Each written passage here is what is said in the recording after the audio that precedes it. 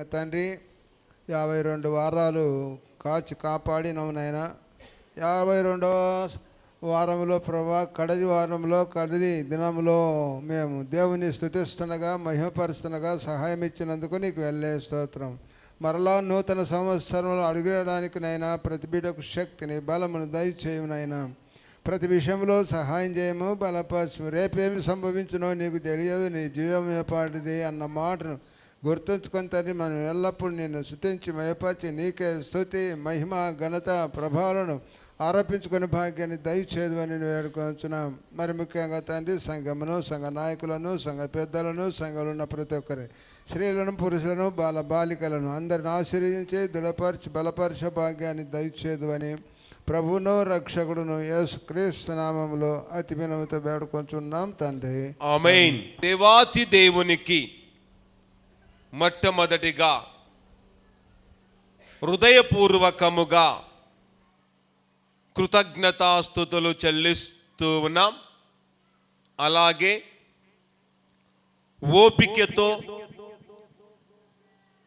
విశ్వాసముతో నిరీక్షణతో ఆశాభావముతో ప్రభు సన్నిధిలో కూర్చున్న మీకందరికీ మన ప్రభు అయిన యేసుక్రీస్తు నామమున మీకందరికీ శుభములు తెలియజేస్తూ ఉన్నాం. క్రీస్తునందు ప్రేమైన వారలారా, దేవుని యొక్క మహాకృపను బట్టి ఈ 2025 సంవత్సరములో చివరి ఆదివార దినములో మనమందరము ఉన్నాం. ఈ సంవత్సరములో చివరి ఆదివార దినం వరకు మనల్ని సజీవ లెక్కలో ఉంచిన ఆ దేవాతి దేవుణ్ణి ఇప్పుడు గట్టిగా చప్పట్లు కొడుతూ అభినందించవలసినదిగా ప్రభు నామమున తెలియచేస్తూ ఉన్నాం. క్రీస్తునందు ప్రేమైన దేవుని బిడలారా, సంవత్సరానికి ఎన్ని వారాలండి? 52 వారాలు. సంవత్సరానికి 52 వారాలు. ఈ యొక్క 52 వారాలు దేవుడు మనెంతగానో కాపాడి సంరక్షించి పోషించి మనందరినీ కూడా 52వ వారంలో కూడా సజీవ లెక్కలో ఉంచాడు గనక అలాంటి దేవుణ్ణి మనము మరిచిపోక, అలాంటి దేవునికి మనము కృతజ్ఞత కలిగి జీవించుచు, కృతజ్ఞతతో దేవుణ్ణి స్తుతించుచు, కృతజ్ఞతతో దేవుణ్ణి మహిమపరుస్తూ రాబోతున్న నూతనమైన సంవత్సరములోనికి మనమందరము ప్రవేశించు వారముగా ఉండాలని ప్రభు నామం తెలియజేస్తూ ఉన్నాం. క్రీస్తునందు ప్రేమైన దేవుని బిడలారా, ఈ సంవత్సరం చివరి ఆదివార దినానికి ఏర్పాటు చేయబడిన వాక్య భాగాన్ని చదవగా మనమందరము విన్నాం. అలాగే ఈ సంవత్సరానికి చివరి ఆదివార దినానికి ఏర్పాటు చేయబడిన ధ్యానాంశము విశ్వాసికి ఉండవలసినవి అనే ధ్యానాంశంపై కొద్ది నిమిషాలు దేవుని వాక్యమును మనము ధ్యానించుకుందాం. ఏ అంశంపై ధ్యానించబోతున్నామండి? విశ్వాసికి ఉండవలసినవి. కనుక విశ్వాసికి ఏమి ఉండాలో, విశ్వాసికి ఏమి ఉండకూడదో, విశ్వాసి ఎలా జీవించాలి, విశ్వాసి ఎలా బ్రతకాలి అనే ధ్యానాంశంపై పరిశుద్ధాత్మ దేవుడు మనకు తెలియచేయబోతూ ఉండగా మనమందరము శ్రద్ధగా విని విశ్వసించువారుగా ఉండాలని ప్రభు నామమున తెలియచేస్తూ ఉన్నాం. క్రీస్తునందు ప్రేమైన దేవుని బిడలారా, చూడండి, విశ్వాసకు ఉండవలసినవి మొట్టమొదటి చూస్తే ప్రార్థన జీవితము కలిగి ఉండాలి. విశ్వాసి ఏం కలిగి ఉండాలంటమ్మా? ప్రార్థన జీవితము కలిగి ఉండాలి. విశ్వాసులుగా పిలబడుతున్న మనము, దేవుని యొక్క బిడలుగా పిలబడుతున్న మనము, ఆయన వారసులుగా వారసురాలుగా పిలబడుతున్న మనమందరం ఏం కలిగి ఉండాలి? ప్రార్థన జీవితము కలిగి ఉండాలి. ఒకవేళ ఇంతవరకు ఈ సమయం వరకు మనము ప్రార్థన జీవితము కలిగి ఉండకపోయి ఉంటే, ఈ సమయములో నుండి ఈ సంవత్సరము చివరి ఆదివార దినము నుండి ఖచ్చితముగా మనమందరము ప్రార్థన జీవితము కలిగి ఉండాలి. మన జీవితములో ప్రార్థన జీవితం చాలా ప్రాముఖ్యమైనదిగా ఉంది. ఏది మన జీవితంలో ప్రాముఖ్యత అంటే ప్రార్థననే మన జీవితంలో చాలా ప్రాముఖ్యత. మన జీవితంలో ఏది మనకు కావాలి అంటే ప్రార్థన జీవితం మనకు కావాలి. మన జీవితంలో మనకు ఏది ఆశీర్వాదం తీసుకొస్తుంది అంటే ప్రార్థన మన జీవితానికి ఆశీర్వాదాన్ని తీసుకొస్తూ ఉంది. కనుక మన జీవితానికి ప్రార్థన ఏం తీసుకొస్తుంది అంటే జయ జీవితాన్ని తీసుకొని వస్తూ ఉంది. మన జీవితంలో మనము సంతోషకరంగా జీవించాలన్నా, ఆనందకరంగా జీవించాలన్నా, సమాధానకరంగా జీవించాలన్నా మన జీవితంలో ఏముండాలి? ప్రార్థన జీవితం అనేది ఉండాలి. కానీ చాలా మందిని గమనిస్తూ ఉంటున్నాం, విశ్వాసులమని చెప్పుకుంటూ, విశ్వాసులుగా మేము జీవిస్తున్నామని చెప్పుతూ చాలా మంది ప్రార్థన జీవితము లేనివారుగా జీవిస్తూ ఉన్నారు. ప్రార్థన జీవితం లేనివారుగా బ్రతుకుతూ, నేను విశ్వాసిని, నా పెద్దలు విశ్వాసులు, నా కుటుంబం విశ్వాసం కలిగిన కుటుంబము, నా కుటుంబం క్రైస్తవ కుటుంబం అని డంబముగా చెప్పుకుంటూ బ్రతుకుతున్నాము. కానీ మన జీవితంలో ప్రార్థన జీవితము లేదు. ప్రార్థన లేని జీవితము అది వ్యర్థమైనది. ప్రార్థన జీవితం లేకపోతే అది విశ్వాసి జీవితము కానే కాదు. ప్రార్థన జీవితం నీలో లేకపోతే నువ్వు విశ్వాసివి కానే కాదు అని ఎరిగి, నువ్వు విశ్వాసి అని నిరూపించుకోవాలన్నా, విశ్వాసి అని దేవుడు మెచ్చుకోవాలన్నా, నువ్వు విశ్వాసి అని అనేకుల ఎదుట దేవుడు సాక్ష్యం ఇవ్వాలన్నా, నీలో నాలో ప్రార్థన జీవితాన్ని బట్టి దేవుడు మనకు సాక్ష్యం ఇస్తాడు.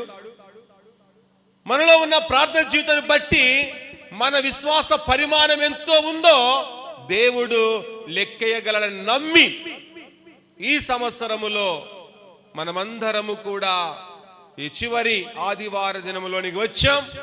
అందుకే మన జీవితంలో చాలా ప్రాముఖ్యంగా ప్రార్థన జీవితం అనేది చాలా అవసరత అని మనం ఎరిగిన వారముగా ఉండాలి. అందుకే ఆ వాక్య భాగం చదవండి, 10వ వచనం నుండి. ఎవడును కీడునకు ప్రతి కీడు ఎవనికైనను చేయకుండా చూచుకొనుడి. చూడండి, ఎవడును కీడునకు ప్రతి కీడు ఎవనికైనను చేయకుండా చూచుకొనుడి. ఒకవేళ మన జీవితంలో ఎవరైనా మనం ఒకవేళ కీడు అనేది చేసి ఉంటే, ప్రతి కీడు అనేది మనం ఎప్పటికీ చేయకూడదు. ఈ సంవత్సరములో నీ జీవితములో ఎవరైనా కీడు అనేది చేసి ఉంటే వారికి మనము ప్రతి కీడు చేయకుండా ఏం చేయాలి? మనము మేలు చేసే వారముగా ఉండాలి. కీడునకు మనం ఏం చేయాలి? మేలు చేసే వారముగా ఉండాలి. కనుక మన జీవితంలో ఒకవేళ కీడునకు ప్రతి కీడు మనం చేస్తున్నాము అనుకోండి, అది విశ్వాసి జీవితము కానే కాదు, అది క్రైస్తవ జీవితం కానే కాదు. ఏది? విశ్వాస జీవితం. ఏది క్రైస్తవ జీవితం అంటే కీడు చేసిన వారికి మేలు చేయటయే క్రైస్తవ జీవితం.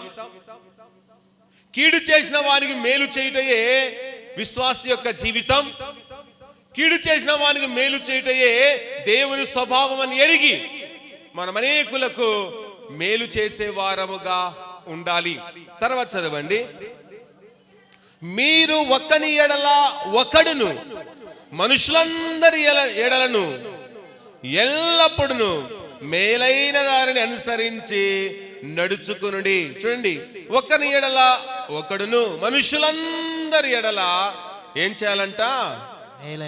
ఏం చేయాలంటమ్మా? ఎల్లప్పుడూ మేలైన దానిని అనుసరించి నడుచుకునుడి. కనుక మనుషులందరి ఎడల ఒకని ఎడల ఒకడును మనుషులందరి ఎడల ఎల్లప్పుడూ మేలైన దానిని అనుసరించి ఏం చేయాలంట?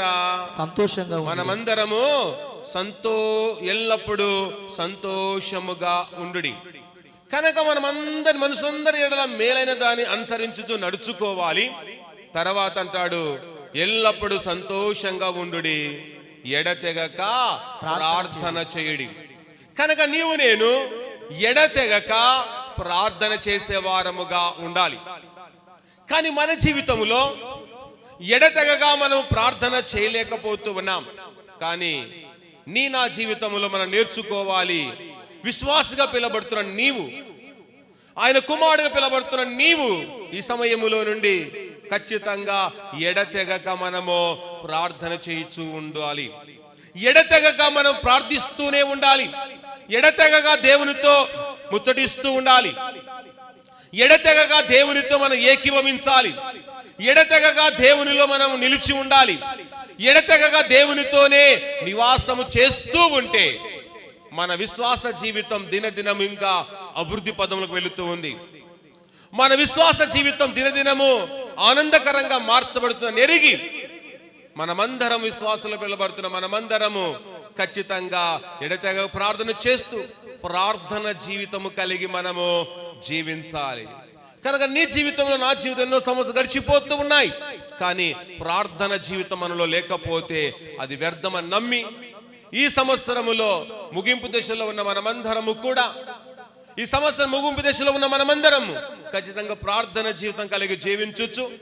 ప్రార్థన పరులుగా మనం ఉంటూ, ప్రార్థన యోధులుగా మనం జీవిస్తూ, ప్రార్థన వీరులుగా మనము జీవిస్తూ మనమందరము ఎడతెగగా తప్పులు చేయకుండా, ఎడతెగగా పాపము చేయకుండా, ఎడతెగగా అన్యాయము జరిగించకుండా, ఎడతెగగా అక్రమాన్ని జరిగించకుండా వాటన్నిటిని మనం వదిలిపెట్టి ఎడతెగగా మనం ప్రార్థించొచ్చు.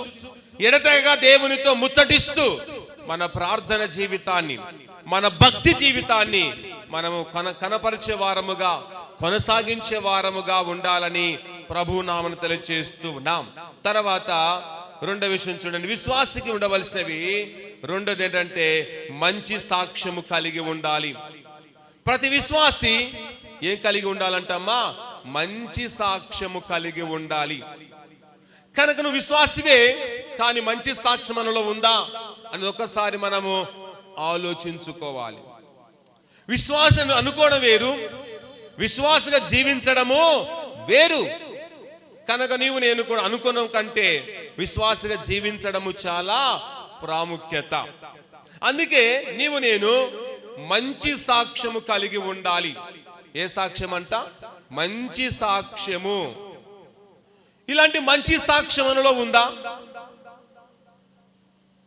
ఒకసారి మనము పరిశోధించుకోవాలి. ఈ సమయం పరిశోధించుకునే సమయం. ఈ సంవత్సరములో చివరి ఆదివారం దినాన మనం ఉన్నాం గనక ఈ దినాన మనము పరిశోధించుకోవాలి. పరిశోధించుకోవడానికి దేవుడు సమయం ఇచ్చాడు. మనం పరీక్షించుకోవడానికి ఈ దినాన్ని ఇచ్చాడు. ఈ దినమున దేవునిలో నీవు పరీక్షించుకోవాలి. ఇతరుల గురించి పరీక్షించడం కాదు, కానీ నీవు పరిశోధించుకునే అవసరత ఎంతైనా ఉంది. మనమేం చేస్తున్నామంటే మనము పరిశోధించుకోలేకపోతున్నాం, కానీ ఇతరులను పరిశోధిస్తున్నాం, ఇతరులను పరీక్షిస్తున్నాం, ఇతర తప్పులు ఎత్తి చూపుతున్నాం, ఇతర బ్రతుకులను గురించి మాట్లాడుతున్నాం, ఇతర వారి క్యారెక్టర్ గురించి మాట్లాడుతున్నాం, కానీ మన గురించి మనం మాట్లాడుకోలేకపోతున్నాం. నా క్యారెక్టర్ ఎలా ఉంది, నా బ్రతుకు ఎలా ఉంది, నా స్థితి ఎలా ఉంది, నేను ఏ విధంగా జీవిస్తున్నానని మనమును పరీక్షించుకోలేకపోతున్నాం. కానీ ఇతర వారులను మాత్రం పరీక్షించడానికి మాత్రము మనమందరము ముందు వరుసలో ఉంటాం. మనమును పరీక్షించుకోవడానికి మాత్రం ఎన్నుకుంటాం. ఇతరులను చూడండి పరిశోధించడానికి, పరీక్షించడానికి, విమర్శించడానికి మాత్రము మనమందరము అందరికంటే ముందుంటాం. అలాంటి స్థితి కలిగి ఉండకుండా ఈ సంవత్సరం అంతా దేవుడు మనం కాపాడాడు. అందును బట్టి దేవుని యందు మనం సంతోషిద్దాం, అందును బట్టి ఆనందిద్దాం, మంచిదే. కానీ నీవు నేను ఎంత మంచి సాక్ష్యం కలిగి ఉన్నామనేది అది చాలా ప్రాముఖ్యత. నీవు మంచి సాక్ష్యం పొందాలి అంటే నీ జీవితం అంతా చాలా మంచిగా ఉంటేనే నువ్వు మంచి సాక్ష్యం పొందగలవు. నీ స్థితిగతులు సరిగా ఉంటేనే నువ్వు మంచి సాక్ష్యం పొందగలవు. నీ బాల్యము నుండి నువ్వు చక్కగా నడుచుకుంటేనే మంచి సాక్ష్యాన్ని పొందగలం. నువ్వు లోకములో జీవిస్తున్నప్పుడు లోకము అంటకుండా, పాపము అంటకుండా ఎప్పుడైతే మనం ప్రత్యేకంగా జీవిస్తుంటామో అప్పుడే మనము మంచి సాక్ష్యాన్ని మనము పొందగలం.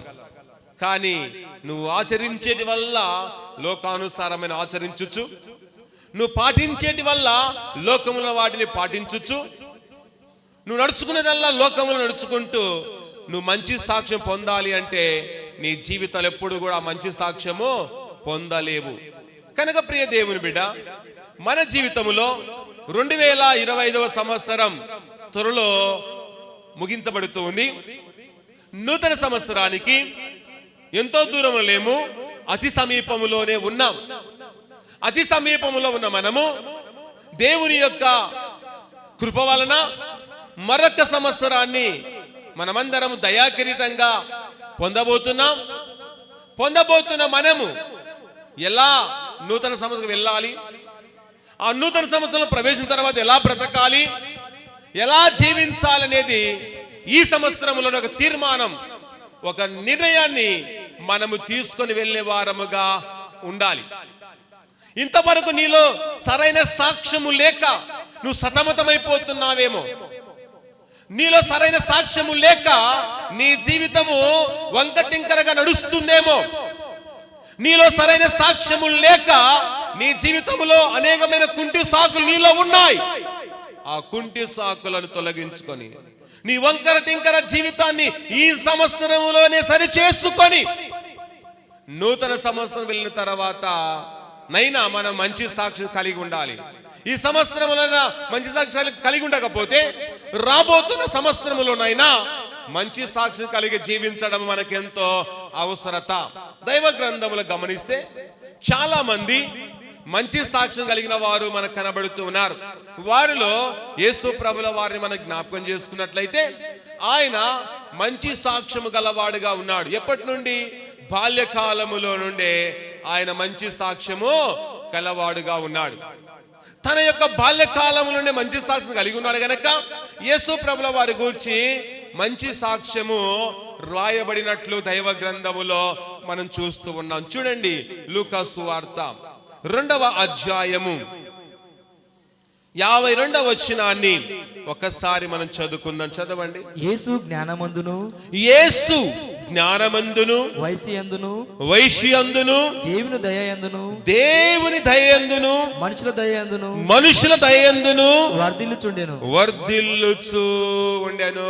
చూడండి, యేసు ప్రభుల వారు బాల్యకాలములో చూడండి జ్ఞానమందును, వైశ్యందును, దేవుని దయయందును, మనుషుల దయయందును వర్ధిల్లుచు ఉండెనని ఏం పొందుతున్నాడమ్మా? సాక్ష్యము పొందుతూ ఉన్నాడు. ఏ సాక్ష్యం అండి? మంచి సాక్ష్యం పొందుతున్నాడు యేసు ప్రభుల వారు. ఏ కాలములో? బాల్యకాలములో నుండే, బాల్య దశలో నుండే యేసు ప్రభుల వారు మంచి సాక్ష్యాన్ని పొందుతున్నాడు. ఏమిటి ఆయన సాక్ష్యం? ఆయన జ్ఞానమందును, వైశ్యందు, దేవుని యందును, మనుషులందును వర్ధిల్లుచు ఉండెననే సాక్ష్యం యేసు ప్రభుల వారు పొందిన వారుగా ఉన్నారు. అలాగే మనం కూడా అలాంటి సాక్ష్యాన్ని మనము కూడా పొందాలి. అలాంటి సాక్ష్యాన్ని పొందాలి అంటే మనమందరము కూడా చూడండి, జ్ఞానమందును, వైశ్యందును, దేవుని దయందును, మనుషుల దయందును మనము కూడా వర్ధిల్లుచు, మనము కూడా వాటిని పాటించుచు, మనము కూడా వాటిని తలంచుచు, వాటి ప్రకారంగా జీవిస్తూ ఉంటే యేసు ప్రభుల వారి గూర్చి సాక్ష్యము చెప్పబడినట్టుగా మన గూర్చి కూడా సాక్ష్యము చెప్పబడుతుంది. అనేకులు మన గూర్చి కూడా సాక్ష్యం ఇచ్చేవారుగా ఉన్నారు. కానీ అలాంటి సాక్ష్యం అనేది మన జీవితంలో లేదు. నీలో లేదు, నీ తల్లిదండ్రుల్లో లేదు, నీ పూర్వీకుల్లో కూడా ఇలాంటి మంచి సాక్ష్యం అనేది మన జీవితంలో లేదు. కానీ ఈ సమయములో మనమందరము మంచి సాక్ష్యము కలిగి ఉండాలని పరిశుద్ధాత్మ దేవుని ఆదేశిస్తున్నాడు. పరిశుద్ధాత్మ దేవుని తెలియచేస్తున్నాడు, ఓ నా బిడ్డలారా, మీరు మంచి సాక్ష్యం కలిగి ఉండండి. చెడు సాక్ష్యం కలిగిన వారుగా ఉన్నారేమో, చెడు మీలో నివసిస్తుందేమో, మీలో చెడు అనేది నిలిచిపోతుందేమో గనక ఆ చెడును వదిలిపెట్టి, ఆ చెడు సాక్ష్యాన్ని వదిలిపెట్టి మంచి సాక్ష్యాన్ని కలిగి జీవించండి అని ప్రభు మనకు ఆదేశిస్తుండగా, ఆయన ఆదేశాల మేరకు, ఆయన యొక్క ఆజ్ఞల మేరకు, ఆయన వాగ్దానం మేరకు మనమందరము దేవుని యొక్క మాట మేరకు జీవించుచు, ఆయన ఇచ్చే మంచి విధానాన్ని అవలంబించుచు, దేవుని యొక్క గుణగుణాలను మనము పాటించుచు, యేసులో ఉన్న తత్వాన్ని మనము పాటించుచు, మనము కూడా మంచి శ్రేష్టమైన సాక్ష్యాన్ని సంపాదించుకోవాలి. మంచి పేరును కూడా మనము సంపాదించుకున్న వారముగా ఉండాలి. ఎలాంటి పేరు సంపాదించుకోవాలి అంటే చూడండి, ప్రసంగి గ్రంథము 7వ అధ్యాయము 1వ వచనం చూడండి. సుగంధ తైలము కంటే మంచి పేరు మేలు, ఒక జన్మదినము కంటే మరణ దినమే మేలు. సుగంధ తైలము కంటే ఏది మేలు అంటమ్మా? మంచి పేరు మేలు. అందుకే మంచి పేరును మనం సంపాదించుకోవాలి, అదే విలువైనది. సుగంధ తైలము కంటే మంచి పేరు చాలా మేలుకరమైనది. కనుక ఏది మేలు అంటే బంగారు కలిగి ఉండడం మేలు కాదు, ఆభరణాలు కలిగి ఉండడం మేలు కాదు, ఆస్తిపాస్తులు కలిగి ఉండడం మేలు కాదు. కానీ మంచి పేరు కలిగి ఉండుటయే మేలు, మంచి సాక్ష్యం కలిగి ఉండుటయే మేలు. అదే నీ జీవితానికి ధన్యత, అదే నీ జీవితానికి ఘనత, అదే నీ జీవితానికి ఆశీర్వాదం, అదే నీ జీవితానికి మేలు నమ్మి మంచి పేరును, మంచి సాక్ష్యాన్ని నీవు నేను కలిగి జీవించడము ఎంతైనా అవసరత అని మనమందరము ఎరుగువారముగా ఉండాలి. తర్వాత మూడోది చూడండి, విశ్వాసికి ఉండవలసినవి. మూడోది ఏంటంటే దీనత్వం అనేది ఉండాలి. ప్రతి విశ్వాసకి ఏముండాలంటమ్మా? దీనత్వం. దీనత్వం అనగా తగ్గింపు అని అర్థం. ప్రతి విశ్వాసలో ఏముండాలంటే తగ్గింపు జీవితం అనేది ఉండాలి. కనుక మన జీవితంలో ఎన్నో సంవత్సరాలు గడిచిపోతూ ఉన్నాయి, ఎన్నో దినాలు గడిచిపోతున్నాయి. కానీ మనం విశ్వాసులుగా పిలబడుతున్నాము, కానీ మనలో ఎక్కడ కూడా దీనత్వం అనేది కనబడడం లేదు. కనుక ఈ సమయంలో నుండి మనము దీనత్వం గల విశ్వాసులముగా ఉండాలి. దీనత్వము లేని గర్విష్ఠులుగా మనం ఉండకుండా, దీనత్వము లేని వ్యక్తులంగా మనం ఉండకుండా ఈ దినాన దీనత్వం కలిగిన బిడలుగా ఉండాలి, దీన మనసు గల వారుగా ఉండాలి, తగ్గింపు స్వభావం గల వారంగా ఈ లోకములో మనము జీవించాలి. కనుక దైవ గ్రంథములో మనం పరిశీలిస్తే చాలా మంది దీనత్వం గలవారు మనకు కనబడుతూ ఉన్నారు. చాలా మంది దీన మనసు గలవారు కనబడుతున్నారు. తమ్మును తాము తగ్గించుకున్న వారు దైవ గ్రంథములో మనకు కనబడుతూ ఉన్నట్లు మనం చూస్తూ ఉన్నాం. అందుకే చూడండి, యోహాను సువార్త 1వ అధ్యాయము 26వ వచనాన్ని గమనిస్తే అక్కడ యోహానును మనం చూస్తున్నాం. బాప్తిసమిచ్చు యోహానును చూస్తున్నాం. అక్కడ బాప్తిసమిచ్చు యోహాను చూడండి, తన దీనత్వాన్ని కనపరుస్తున్నాడు.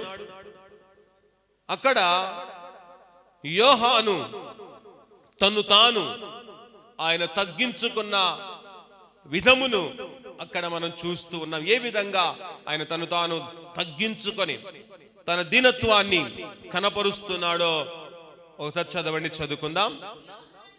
యోహాను, నేను నీళ్ళలో బాప్తిసం ఇచ్చుచున్నాను గాని నా వెనక వచ్చుచున్నవాడు మీ మధ్యనున్నాడు, మీరు ఆయనను ఎరగరు, ఆయన చెప్పుల వారు ఇప్పుటకైనను నేను యోగ్యుడను కానని వారితో చెప్పెను. చూడు ప్రేమైన దేవుని బిడ్డలారా, ఇక్కడ యోహాను తను తాను తగ్గించుకుంటూ ఉన్నాడు. నేను నీళ్ళలో బాప్తిసం ఇచ్చుచు ఉన్నాను, నా వెనుక వచ్చుచున్నవాడు మీ మధ్యనున్నాడు, మీరు ఆయన ఎరగరు, ఆయన చెప్పుల వారిని ఇప్పుటకైనను నేను యోగ్యుడను కాను, ఆయన చెప్పుల వారు ఇప్పుటకైనను నేను యోగ్యుడను కాను అని యోహాను తన్ను తాను ఎంతగానో తగ్గించుకుంటున్నాడు. యేసు ప్రభుల వారి ఎదుట తను తాను తగ్గించుకొని తను తాను తన దీనత్వాన్ని కనపరుస్తూ ఉన్నాడు యోహాను. కనుక మన జీవితంలో అలాంటి తగ్గింపు మనలో ఉందా? మన జీవితంలో అలాంటి దీనత్వం ఎక్కడైనా మనలో కనబడుతుందంటే ఎక్కడా మనలో కనబడడం లేదు. మనలో కనబడేది గర్వం కనబడుతుంది, మనలో అహంకారం కనబడుతుంది, మనలో చూడండి రకరకాలమైనవి భూలోకంలో ఉన్నవన్నీ కూడా మనలో కనబడుతున్నాయి. కానీ మనలో తగ్గింపు దీనత్వం అనేది కనబడడం లేదు. కనుక ఈ సమయంలో ఈ చివరి ఆదివారం దినాన మనము ఖచ్చితంగా దీనత్వం కలిగి తగ్గింపు కలిగి దేవుని మనం తగ్గించుకుంటే తగిన సమయం దేవుడు మనం హెచ్చిస్తున్నాడు నమ్మి మనం ఎంతగానో తగ్గింపు జీవితం కలిగి తగ్గింపు తత్వం కలిగి తగ్గింపు గుణము కలిగి మనము జీవించు వారముగా ఉండాలి. యోహాను తను తగ్గించుకున్నట్టుగా దైవ గ్రంథంలో యేసు ప్రభుల వారు కూడా ఆయన కూడా తను తాను తగ్గించుకున్న వాడుగా ఉన్నాడు. అందుకే చూస్తున్నాం వాక్య భాగం చూస్తే మత్తయి సువార్త 11వ అధ్యాయము 29వ వచనం చూస్తే అక్కడ ప్రభు కూడా అంటాడు, నేను సాత్వికుడను దీన మనసు గలవాడను. చూడండి, నేను దీన మనసు గలవాడని యేసు ప్రభుల తన్ను తాను తగ్గించుకుంటున్నాడు. అందుకే యేసు ప్రభుల వారిలో కూడా దీనత్వం కనబడుతుంది, యోహానులో కూడా దీనత్వం అనేది కనబడుతూ ఉంది. కనుక ఆయన బిడలుగా ఉన్న మనం, ఆయన పేరు చెప్పుకుని బ్రతుకుతున్న మనం, ఆయనను అనుసరిస్తున్న మనం, ఆయనను కలిగి జీవిస్తున్న మనం, ఏ కోసానైనా మనలో తగ్గింపు ఉందా? ఆ తగ్గింపు కనబడుతుందా? దీనత్వం కనబడుతుందా? ఒక్కసారి మనము ఆలోచించుకుని వారముగా ఉండాలి. మన జీవితానికి ఆలోచన చాలా అవసరం. కనుక ఆలోచన లేనిది మనం ముందుకు వెళ్ళలేము, వెనకకి వెళ్ళలేము. కనుక ఆలోచన అనేది చాలా అవసరము. అందుకే నువ్వు ఆలోచన కలిగి జీవించాలి. ఏ ఆలోచన? దేవుని ఆలోచన, దేవుని ప్రణాళిక, దేవుని యొక్క ఉద్దేశం, దేవుని యొక్క తత్వంలో నీవుంటే ఈ సంవత్సరములో నువ్వేమైనా నష్టపోయి ఉంటే, ఈ సంవత్సరంలో పొందనవన్నీ కూడా రాబోతున్న సంవత్సరంలో దేవుడు ఇవ్వడానికి సంసిద్ధముగా ఉన్నాడు. ఎవరిని దేవుడు తన నూతన సంవత్సరం తీసుకువెళుతున్నాడంటే దీనత్వం గల వారిని నూతన సంవత్సరం తీసుకువెళుతాడు. మంచి సాక్ష్యం కలిగిన వారిని నూతన సంవత్సరం తీసుకువెళ్ళగలుగుతాడు. అలాగే ప్రార్థన జీవితం కలిగిన వారిని ఖచ్చితంగా నూతన సంవత్సరం తీసుకువెళ్ళి నూతనమైన దీవెనలు ఇవ్వడానికి, నూతనమైన తన క్రియ జరిగించడానికి దేవుడు సంసిద్ధముగా ఉన్నాడు. అందుకే ఈ సంవత్సరములో చివరి ఆదివారం దినమున ఉన్న మనం ఎలాంటి విధానములో ఉన్నాం? విశ్వాసి అని చెప్పుకుంటున్న నీవు విశ్వాసులుగా ఉన్నామా? ఎలా ఉన్నాం? అవిశ్వాసిగా జీవిస్తున్నాం అనేది ఒక్కసారి మనము పరీక్షించుకొని పరిశోధించుకొని జీవించడము మనకెంతో అవసరత. తర్వాత చూడండి, 4వ విషయం, విశ్వాసి కూడా వలసినవి. 4వది ఏంటంటే ఆత్మల భారము కలిగి ఉండాలి. ప్రతి విశ్వాసి ఏ భారం కలిగి ఉండాలంటమ్మా? ఆత్మల భారం.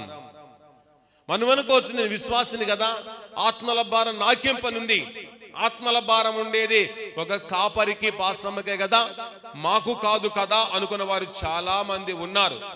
అది తప్పు. ఆత్మల భారము ప్రతి విశ్వాసి మీద ఉంది. ఆత్మలను రక్షించే బాధ్యత దేవుడు ప్రతి వారి మీద ఉంచాడు. ఆ బాధ్యత, ఆ భారం మన మీద ఉంది గనక అనేకులను మనము ప్రభు వైపునకు త్రిప్పాలి. అనేకులను ఆయన యొక్క రక్షణలోనికి నడిపించాలి. అనేకులను ప్రభు చెంతలోనికి చేర్చాలి. అనేకులను ఆయన పాద సందులో మనము కూర్చోబెట్టినట్టుగా మనము ప్రయత్నం చేస్తూనే ఉండాలి. కానీ మనము ఆత్మల భారము లేని వారముగా ఉన్నాం. మన మీద భారం ఉంది. ఏ భారం అంటే పాప భారం మన మీద ఉంది, అప్పుల భారం మన మీద ఉన్నాయి, మొయలేని భారాలు ఎన్నెన్నో ఉన్నాయి, లోకానుసారమైన భారాలు ఎన్నో మోస్తున్నాం.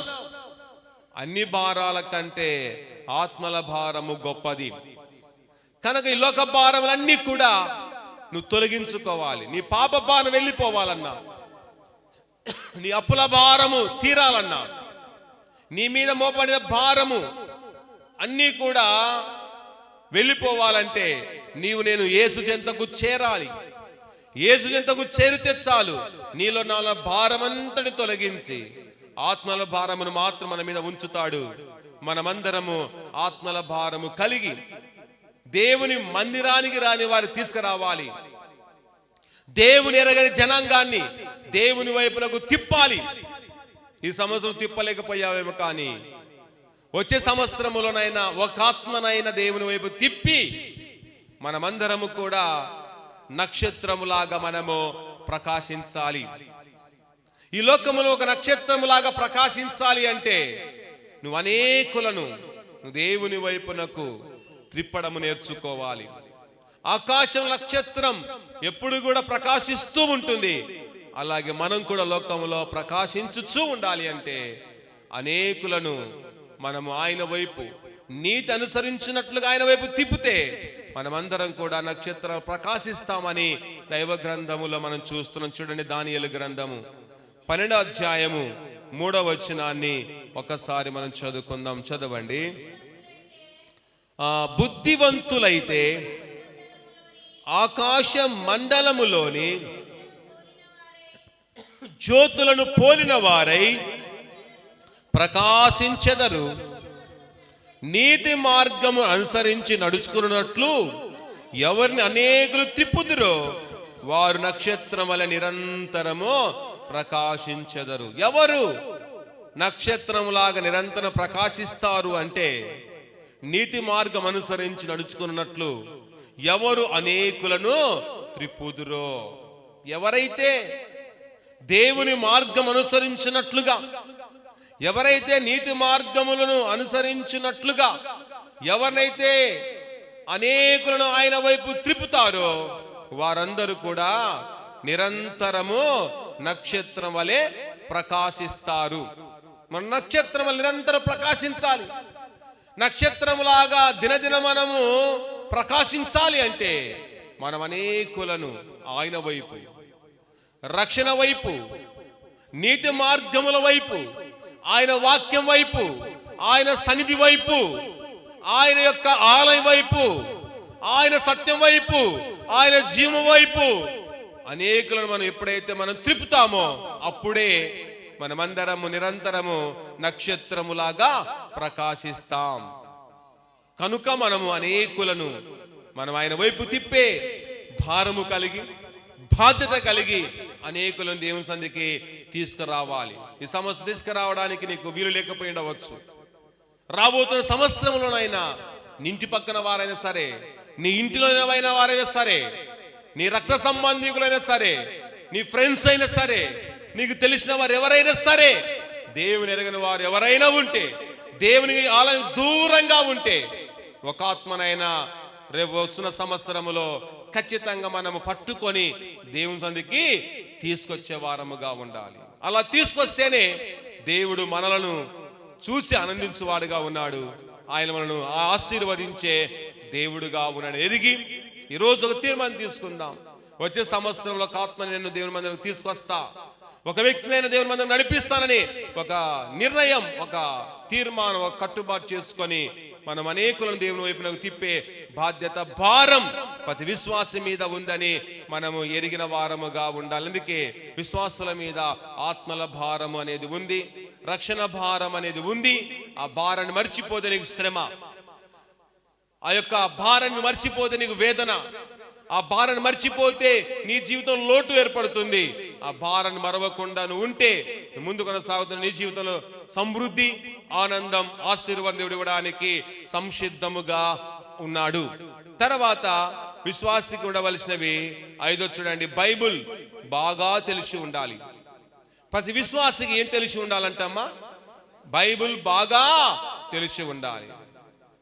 కానీ బైబిల్ మనకు బాగా తెలిసి ఉండడం లేదు. కానీ లోకములో ప్రముఖులైతే మనకు బాగా తెలుసు, మన బంధువులైతే బాగా తెలుసు, సినిమాల గురించి అయితే మనకు బాగా తెలుసు, సీరియల్స్ గురించి అయితే మనకు బాగా తెలుసు, ఏ సమయంలో ఏ సీరియల్ వస్తుందో మనకు తెలుసు, ఏ సమయంలో ఏ సినిమా రిలీజ్ అవుతుందో తెలుసు, ఏ సమయంలో ఏ హీరో జన్మదినమో తెలుసు, ఏ సంవత్సరంలో ఎవరు పుట్టారో కూడా మనకు తెలుసు.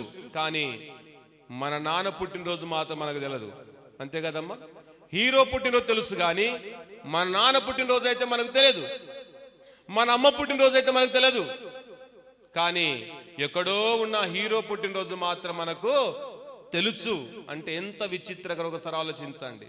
వారి మీద దృష్టి పెట్టినంతగా తల్లిదండ్రుల మీద దృష్టి లేదు. వారి గురించి తెలిసినంతగా మన తల్లిదండ్రుల గురించి తెలుసుకోవడం లేకపోతూ ఉన్నాం. అంటే ఎంత విచిత్రంగా ఒకసారి ఆలోచించండి. ఆకలేస్తుందంటే అన్నం పెట్టేవారు తల్లిదండ్రులు, బట్టలు లేవంటే కొనిచ్చేవారు తల్లిదండ్రులు, చదువుకోవాలంటే డబ్బులు ఇచ్చేవారు తల్లిదండ్రులు, అలాగే అనారోగ్యం వస్తే నీతో ఉండేది తల్లిదండ్రులు, రోగం వస్తే నీకు చూపించేది తల్లిదండ్రులు. కానీ నువ్వు తల్లిదండ్రుల గురించి తెలుసుకోలేకపోతున్నా. కానీ ఏదో ఒక పనికి మాలిన హీరో గురించి, ఎక్కడో ఉన్న వ్యక్తి గురించి ఆలోచించి నీ సమయం వృధా చేసుకుంటున్నావు. ఇతర గురించి ఆలోచించి నీవు ఏం చేస్తున్నావంటే నీ జీవితాన్ని నీవే నాశనం చేసుకుంటున్నావు. కనుక ఈరోజు ఒక నిర్ణయం తీసుకొని ఏం చేయాలంటే మన తల్లిదండ్రుల గురించి బాగా తెలుసుకోవాలి, దేవుని వాక్యమును గురించి కూడా మనము బాగా తెలుసుకోవాలి. మీకు ఏది బాగా తెలుసు అంటే పలానా వ్యక్తి బాగా తెలుసు అంటారు, నీకు ఏది బాగా తెలుసు అంటే పలానా పని నాకు బాగా తెలుసు అంటారు. కానీ నీకు ఏది బాగా తెలుసు అంటే నాకు వాక్యం బాగా తెలుసు అని ఎవరు కూడా చెప్పలేని వారుగా ఉంటున్నారు. కనుక వాక్యం బాగా తెలిసి ఉండాలి. ఎవరు ఏమడిగినా తకాని మనం చెప్పే వారంగా ఉండాలి. కానీ వాక్యములో ఏది అడిగినా చెప్పలేని స్థితి మనలో ఉంది. దైవ గ్రంథములో ఏ అధ్యాయం పక్కన ఏ అధ్యాయం ఉందంటే కూడా చెప్పలేని వారు చాలా మంది ఉన్నారు. కనుక చూడండి, ఓబద్య గ్రంథం తీయమంటే వెంటనే పుట్టినరోజులకు వెళ్ళి చూసేవారు చాలా మంది ఉన్నారు, లేరా? మన సంఘం చాలా మంది ఉన్నారు. అలా హబక్కూకు గ్రంథం చూడండి అనగానే హబక్కూకు గ్రంథం ఎక్కడ ఉందో కూడా తెలియదు, ఎక్కడ ఏదాని తర్వాత ఏది ఉందో ఏ పేజీలో ఉందో చూసే స్థితిలో మనం అందరం ఉన్నాం. ఇలా ఉంటూ నేను విశ్వాసినని చెప్పుకొని బ్రతికేవారు, కాలం వెళ్ళబుచ్చేవారు సమాజములో చాలా మంది ఉన్నారు. కనుక రాబోతున్న సంవత్సరంలో మన జీవితంలో మార్పు రావాలి. రాబోతున్న సమయం కాలములోనైనా మన జీవితం మార్పు లేకపోతే మన జీవితం శుద్ధ దండగాని ఎంచుకొని ఈ దినాన ఈ సమయంలో నుంచి అయినా బైబిల్ మనం బాగా తెలుసుకోవాలి, బైబిల్ బాగా చదవాలి, బైబిల్ బాగా ధ్యానించాలి, బైబిల్ బాగా పాటించాలి, బైబిల్ బాగా మనము ధ్యానించే వారముగా ఉండాలి. అందుకే దైవ గ్రంథములో బాల్యకాలములో నుండే దైవ గ్రంథాన్ని చదివిన వారు, బాల్యకాలం నుండే లేఖనాలు ఎరిగిన వారు, బాల్యకాలములో నుండే లేఖనాల యందు నిలకడగా ఉన్నవారు దైవ గ్రంథములో చాలా మంది మనకు కనబడుతున్నారు. వారిలో ఒక జ్ఞాపకం చేసుకుంటే తిమోతికి రాసిన 2వ పత్రిక 3వ అధ్యాయము 15వ వచనం నుండి చూస్తే అక్కడ మనకు చూడండి ఆత్మీయ కుమారుడైన తిమోతి మనకు కనబడుతూ ఉన్నాడు. క్రీస్తు యేసునందుంచవలసిన విశ్వాసము ద్వారా రక్షణార్థమైన జ్ఞానము నీకు కలిగించుటకు శక్తిగల పరిశుద్ధ లేఖనములను బాల్యము నుండి నీవు ఎరుగుదువు గనక. చూడండి, బాల్యకాలములో నుండే అతడు ఏం ఎరిగినాడంటమ్మా చెప్పాలి, పరిశుద్ధ లేఖనాలు ఎరిగిన వాడుగా ఉన్నాడు. చూడండి, యవన కాలమందు కాదు, వృద్ధాపదశలో కాదు, కానీ బాల్యకాలములను తిమోతి పరిశుద్ధ లేఖనాలను ఏం చేశాడంట, ఎరిగిన వాడుగా ఉన్నాడు. ఆయన ఎరిగి ఉన్నాడు గనక పరిశుద్ధ గ్రంథాన్ని అతడు చాలా చక్కగా ధ్యానించాడు గనక బైబిల్ను బాగా ఎరిగిన వ్యక్తిగా మనం దైవ గ్రంథములో మనం చూస్తున్నాం. బాల్యకాలంలో పరిశుద్ధ లేఖనం ఎరిగి ఉన్నాడు. తర్వాత కింద చదివితే వాటి యందు నిలకడగా ఉన్నాడంట. వాటి యందు తప్పిపోకుండా, వాటి నుండి జారిపోకుండా, వాక్యముల నుండి పడిపోకుండా ఆ యొక్క వాక్యమందు నిలకడగా ఉన్నాడు అనే మాట అక్కడ చూస్తున్నాం. చదవండి. నీవు నేర్చుకొని రూఢి అని తెలుసుకున్నవి ఎవరి వల్ల నేర్చుకుంటివో ఆ సంగతి తెలుసుకొని వాటి యందు నిలకడగా ఉండుమని అపోస్తుడైన పౌలు తన ఆత్మీయ కుమారుడైన తిమోతికి తెలియచేస్తూ ఉన్నాడు. వాటి యందు నిలకడగా ఉండాలి.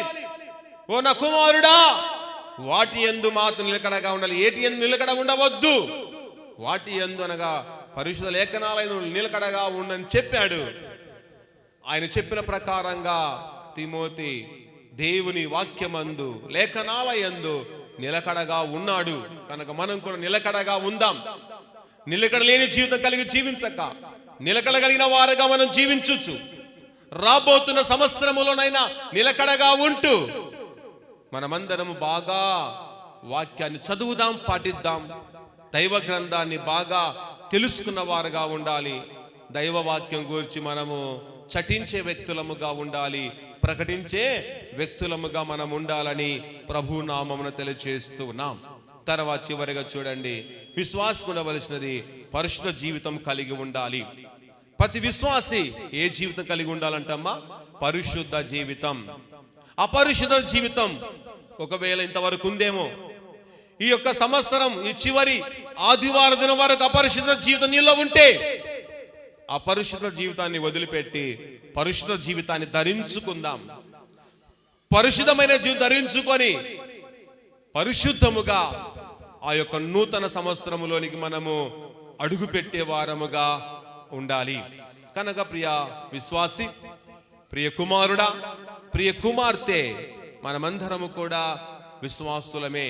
కనుక ప్రతి విశ్వాసి పరిశుద్ధ జీవితం కలిగి ఉండడము ఎంతో అవసరత అని మనం ఎరిగి మనమందరము పరిశుద్ధ జీవితం కలిగి జీవించు వారముగా ఉండాలి. పరిశుద్ధత లేకుండా ఎవడును ప్రభువును చూడలేడు. పరిశుద్ధత లేకుండా దేవుడు మన ప్రార్థన వినడు.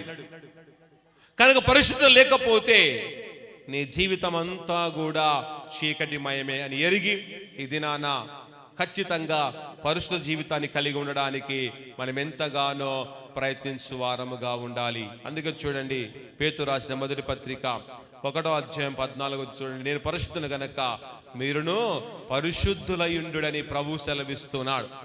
ఆయన సెలవిచ్చిన ప్రకారం, ఆయన చెప్పిన ప్రకారం మనమందరము కూడా చూడండి పరిశుద్ధంగా జీవిద్దాం. మన దేవుడు పరిశుద్ధుడు. ఆయన బిడ్డలమైన మనం పరిశుద్ధముగా మనము జీవిస్తూ రాబోతున్న నూతన సంవత్సరములోనికి పరిశుద్ధంగా ప్రవేశిద్దాం. రాబోతున్న సంవత్సరములోనికి బైబిల్ బాగా తెలిసిన వారముగానే ప్రవేశిద్దాం. రాబోతున్న సంవత్సరములోనికి ఆత్మల భారము కలిగి మనం ప్రవేశిద్దాం. రాబోతున్న సంవత్సరములోనికి దీనత్వం కలిగి మనము ప్రవేశిద్దాం. రాబోతున్న సంవత్సరంలోనికి మంచి సాక్ష్యం కలిగి ఉండి మనం ప్రవేశిద్దాం. రాబోతున్న సంవత్సరంలోనికి ప్రార్థన జీవితం కలిగి ప్రవేశించుచు మనం చేసే ప్రతి ప్రార్థనకు ప్రతిఫలం దేవుడు ఇస్తుండగా ఆయన ప్రతిఫలాన్ని, ఆయన గొప్ప ఆనందాన్ని, ఆదరణ మనం పొందుకొని ఈ సమయం మనము పరీక్షించుకునే సమయం, పరిశోధించుకునే విధానాన్ని మనము అలబరుచుకొని మనమందరము మంచిగా జీవించవచ్చు. ఈ సంవత్సరం ఎలా గడిచిపోతుంది, రాబోతున్న సంవత్సరముల నుంచి ఆయన ఒక ప్రత్యేకమైన వ్యక్తిగా, ప్రత్యేకమైన బిడగా, ప్రత్యేకమైన విశ్వాసిగా, ప్రత్యేకమైన దేవుని బిడగా ఉండడానికి ప్రయత్నించచ్చు. మన ప్రయత్నం దేవుడు సఫలపరచాలంటే దేవుని ఎందు నమ్మకంగా ఉంటూ అడిగితే ఆయన మన ప్రయత్నాలు, మన ఆలోచనలు సఫలపరుస్తుండగా ఆయన నామములు మనం ఆలోచనలు సఫలపరుచుకొని మనము దేవునికి అప్పగించుకొని ముందుకు వెళుదాం. మనలో ఉన్న భయాన్ని ఈ దినాన వదిలిపెట్టుకుందాం. ఈ లోకానుసారమైన విధానాన్ని వదిలిపెట్టుకొని ఆత్మానుసారమైన విధానాన్ని ధరించుకొని నమ్మకం బిడ్డగా జీవించచ్చు. ఆయనకు అప్పగించుకొని విశ్వాసం, నిరీక్షణ, ఆశాభావంతో మనమందరము ముందుకు కొనసాగువారముగా ఉందాం. ప్రార్థించుకుందాం. తలలు వంచండి, ప్రార్థించుకుందాం. దేవుడి చిన్నతమైన తన గొప్ప కరుణ, తన యొక్క కటాక్షత, తన సన్నిధిని, తన ఆశీర్వాదం, తన వాగ్దానాన్ని సమయములో మనం పొందుకొని ముందుకు దేవానికి స్తోత్రం. వరకు మీరు మాతో మాట్లాడే ప్రతి మాట బట్టి వందనాలు. మేమందరం నీ వాక్య ప్రకారంగా జీవించడానికి విశ్వాసులుగా ఉన్న మేము ఏమి కలిగి ఉండాలో, ఎలా ఉండాలో మీరు మాకు తెలియజేసిన ప్రకారముగా మేము జీవించడానికి, బ్రతకడానికి గొప్ప ధన్యత, మహాభాగ్యం మాకు దయచేయమని ప్రార్థిస్తూ ఉండగా ప్రార్థన దేవానికి స్తోత్రాన్ని తీర్మానం చేసుకొని ముందుగా దేవంగా మనం ప్రార్థిస్తూ ఆయన ఇచ్చే దయాదాక్షణ్యాలు పొందుకొని నమ్మకం బిడ్డగా దాస్తునిగా మనము ముందు కొనసాగుదాం. ప్రార్థిస్తుండగా ప్రార్థన మన మధ్యలో ఉన్న ప్రసంగి గారు మన ప్రార్థన నడిపిస్తారు.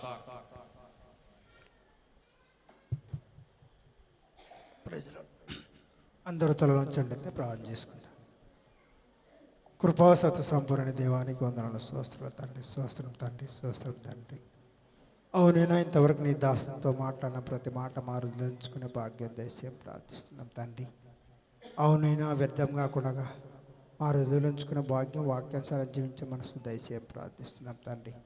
అవిశ్వాసులు కాక అవిశ్వాసులుగా జీవించే మనసు మాకు దయచేసి ప్రార్థిస్తున్నాం తండ్రి. అవునైనా ఇంతవరకు మమ్మల్ని అందరినీ స్వాధీనపరుచుకొని